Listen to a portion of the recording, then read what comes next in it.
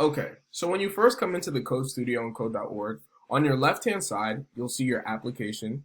Now, this is just a place for you to run your app, just like we've been doing in the past. Now, you also have a toolbox. What the toolbox does is show you all the different pieces of code that you can use and that you can drag into your workspace. So under variables, we have this block that we can drag in, and under functions, we have another block that we can drag in. Now, what is a workspace? Now, workspace is the code that you actually have in your program.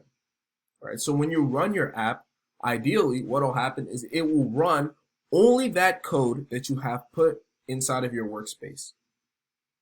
And then lastly, I want to tell you about the console. What is the console?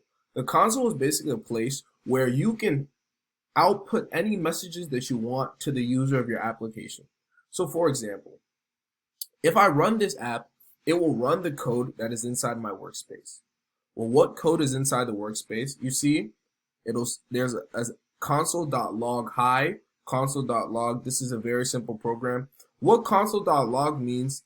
It means take the console and log or output these messages to it.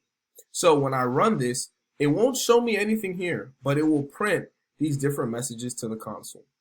So again, the console is just a place where you can tell or output different messages to the user.